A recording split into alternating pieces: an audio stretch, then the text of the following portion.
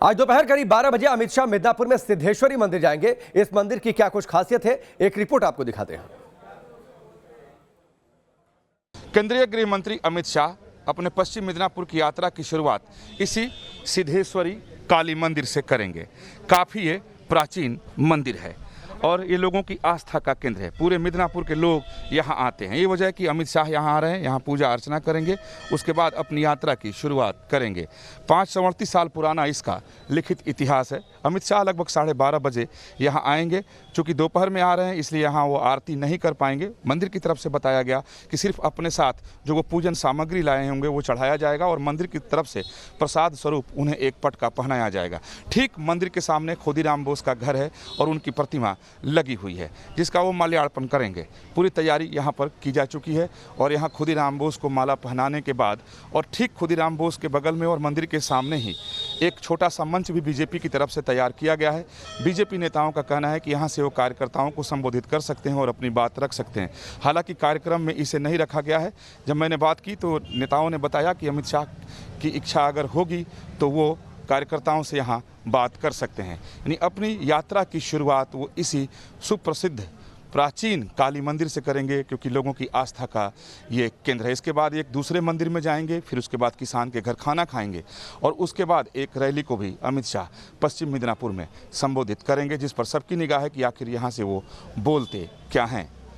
Video journalist Subrat के साथ विकास चंद्र, news nation, Midnapore.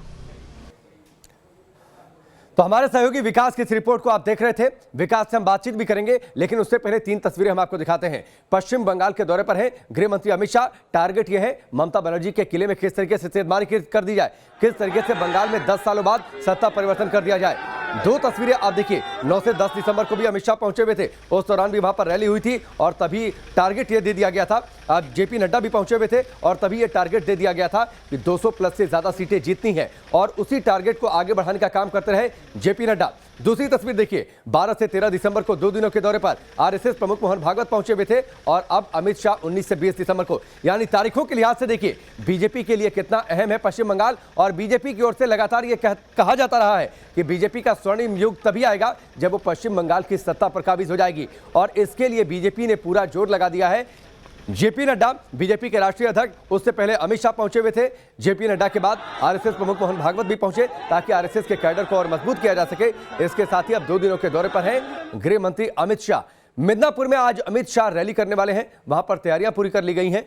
जानकारी के लिए देखिए, ज्यादा जानकारी के लिए देखिए हमारे सहयोगी विकास की इस रिपोर्ट को। केंद्रीय गृह मंत्री अमित शाह की अमर शहीद खुदीराम बोस की धरती पश्चिम मिदनापुर की यात्रा राजनीतिक तौर पे काफ़ी मायने रखता है। बीजेपी के राष्ट्रीय अध्यक्ष जेपी नड्डा के काफिले पर हुए हमले के बाद से पश्चिम बंगाल सरकार और केंद्र सरकार में टकराव की स्थिति बनी हुई है। तो वहीं टीएमसी के नेता काफ़ी आक्रामक इस बात से हो गए हैं कि शुभेंदु अधिकारी बीजेपी का दामन थामने जा रहे हैं। ये पश्चिम मिदनापुर का पूरा इलाका शुभेंदु अधिकारी के प्रभाव में आता है। माना जा रहा है कि जब अमित शाह इस मंच से रैली करेंगे तो शुभेंदु अधिकारी यहीं पर बीजेपी का दामन थाम लेंगे। अमित शाह की रैली के पहले तैयारी हो रही है। मंच भव्य और दिव्य बनाया जा रहा है। बीजेपी के कार्यकर्ता और कारीगर दोनों लगे हुए हैं। कहीं कोई कमी न रह जाए, कोई कोर कसर न रह जाए, इसका पूरा ख्याल रखा जा रहा है।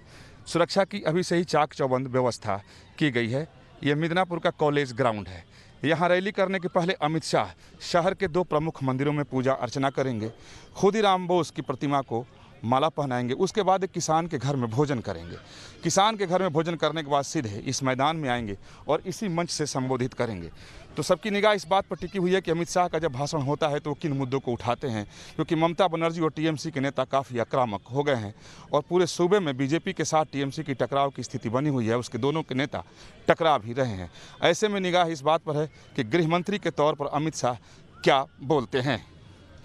वीडियो सुमित सरकार के साथ विकास चंद्र, न्यूज नेशन, पश्चिम मिदनापुर। विकास की इस रिपोर्ट को आप देख रहे थे। विकास इस वक्त हमारे साथ जुड़ भी चुके हैं जो कि सिद्धेश्वरी काली मंदिर के बाहर मौजूद हैं।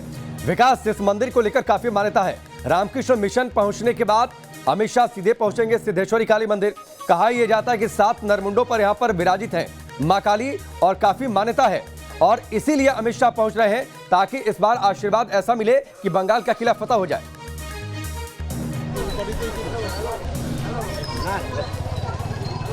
जी बिल्कुल सही कहा आपने। ठीक सिद्धेश्वरी मंदिर के सामने मैं भी मौजूद हूँ। ये सिद्धेश्वरी मंदिर है और यहाँ मिदनापुर पहुँचने के साथ ही अमित शाह सिद्धेश्वरी मंदिर पहुँचेंगे और यहाँ के बारे में मान्यता और यहाँ के पुजारी और यहाँ के जो मुख्य अधिकारी हैं उनका कहना है कि यहाँ आकर जो भी मन्नत मांगी जाती है वो पूर्ण होता है।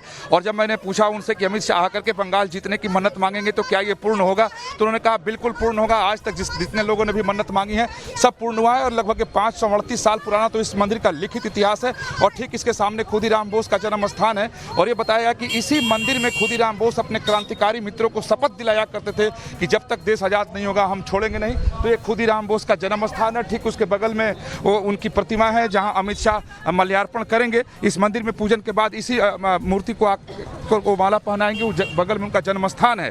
तो काफ़ी कुछ उनका कार्यक्रम यहाँ एक के बाद एक कई दौरे उनके निर्धारित पहले से किए गए हैं और उस कार्यक्रम के बाद वो सीधे पहुँचेंगे रैली मैदान में जहाँ उससे वो संबोधित करेंगे। और माना जा रहा है कि जब वो रैली को संबोधित करेंगे तो वहाँ से क्या वो बोलते हैं, क्योंकि जिस तरीके की टकराव की स्थिति पश्चिम बंगाल में बनी हुई है, टीएमसी और बीजेपी के नेता आमने सामने हैं, तो उस पर वो बतौर गृह मंत्री क्या बोलते हैं।